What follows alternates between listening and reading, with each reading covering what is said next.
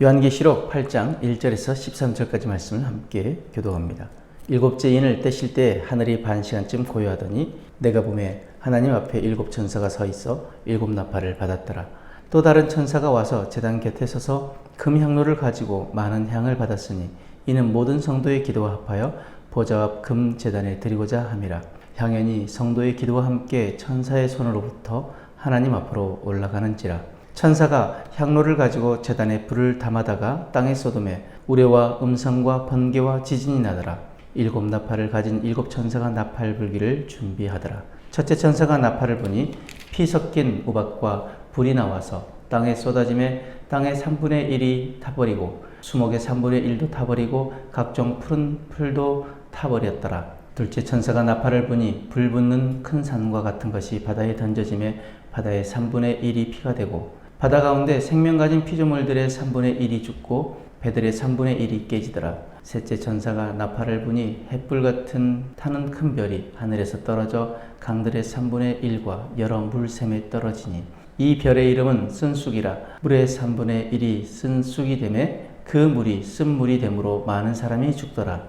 넷째 천사가 나팔을 부니 해 3분의 1과 달 3분의 1과 별들의 3분의 1이 타격을 받아 그 3분의 1이 어두워지니 낮 3분의 1은 비추임이 없고 밤도 그러하더라.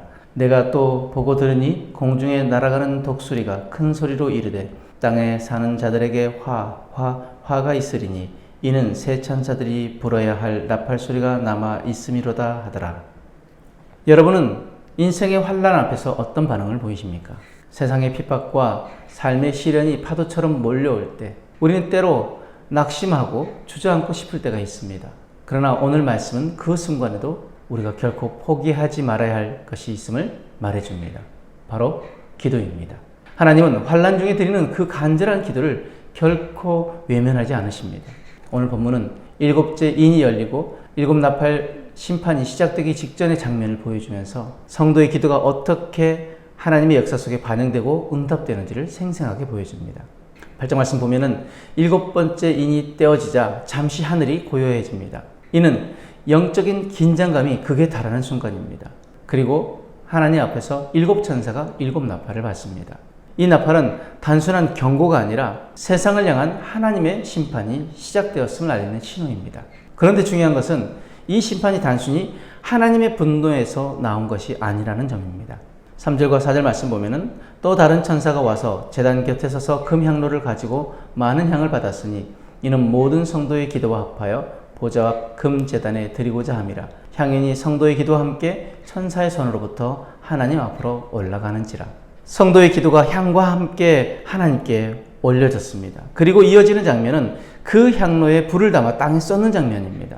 이로 인해 우레와 음성, 번개와 지진이 일어나고 일곱 나팔을 든 천사들이 나팔을 불기 시작합니다.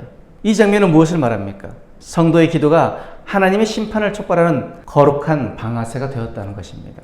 기도는 단지 내면의 위로가 아닙니다. 기도는 세상을 움직이는 하나님의 응답의 시작입니다. 초대교회 성도들은 로마 제국의 혹독한 박해 아래 신음했습니다. 그들의 부모와 형제, 자녀가 칼과 불에 희생되었고 지하 무덤 속에서 눈물로 기도했습니다. 그들의 기도는 마치 아무 응답도 없는 것처럼 보였습니다. 그러나 하나님은 우리의 작은 신음조차 기억하십니다. 말로 다 하지 못한 눈물로 쏟은 그 기도, 한숨으로 드린 그 탄식조차 하나님은 가슴에 담고 계십니다. 그리고 하나님은 때를 기다리십니다. 그리고 때가 이르면 반드시 응답하십니다. 본문에 등장하는 나팔 심판은 그저 자연재해가 아닙니다. 하나님의 자녀를 괴롭힌 세상에 대한 하나님의 거룩한 분노요, 공의의 응답입니다. 땅의 3분의 1이 불타고 바다가 피처럼 되고 별들이 떨어지며 해와 달이 어두워지는 사건들이 일어납니다. 이것은 무작위적 재앙이 아닙니다. 하나님의 정의가 기도에 응답하여 임한 것입니다. 사랑하는 여러분, 혹시 지금 기도에도 아무 변화가 없다고 느끼십니까? 하나님이 침묵하신다고 느끼십니까? 그러나 기억하십시오. 하나님은 침묵하셔도 무관심하신 것이 아닙니다. 하나님은 때로는 지체하셔도 잊으신 것이 아닙니다. 하나님은 당신의 자녀의 기도를 기억하십니다. 그 기도를 통하여 하나님은 세상을 다스리십니다. 우리는 기도를 통해 역사 속에 하나님의 뜻이 이루어지도록 협력하는 자입니다. 우리의 기도는 미래를 움직이는 열쇠이며 심판의 때를 여는 방아쇠입니다. 그 그 기도는 세상의 악을 멈추게 하고 하나님의 정의를 실행하게 만듭니다. 7번째 인이 열리고 세상에 재앙이 쏟아지는 그 순간에도 하나님은 성도의 기도를 먼저 받으십니다. 그리고 그 기도에 응답하십니다. 이것이 하나님 나라의 방식입니다. 인간의 눈에는 약해 보이는 한 사람의 기도가 하나님 나라에서는 거대한 역사의 방향을 바꾸는 거룩한 힘이 됩니다. 오늘 이 말씀을 통해 우리 다시 한번 결단하기를 원합니다. 첫 번째, 기도를 포기하지 않겠습니다. 어떤 환난 중에도 하나님께 드리는 기도를 멈추지 않겠습니다. 두 번째, 하나님의 응답을 신뢰하겠습니다. 지금 당장은 보이지 않아도 하나님의 때에 반드시 응답하실 것을 믿겠습니다. 마지막으로 고통당하는 이들을 위해 기도하겠습니다. 세상의 악과 불의 앞에서 무력한 이들을 위해 하나님의 공의가 임하도록 기도하겠습니다. 여러분, 기도는 우리의 마지막 수단이 아닙니다. 하나님의 역사에 동참하는 첫 번째 순종입니다. 지금 우리가 드리는 기도는 하늘의 제단에 올라가고 있습니다. 하나님은 그 기도를 받으시고 반드시 응답하십니다. 그러므로 환난 중에도 기도하는 자가 되십시오. 그 기도가 여러분의 삶을 바꾸고 이 시대를 바꾸는 능력이 될 것입니다. 어떤 환난 가운데 있더라도 기도를 포기하지 마시길 바랍니다. 기도를 멈추지 마시길 바랍니다. 오늘도 하나님은 우리의 작은 시험에도 응답하시는 분이심을 믿고 기도함으로 나아가는 저와 여러분들의 삶이 되어지길 주님의 이름으로 축복합니다. 아멘.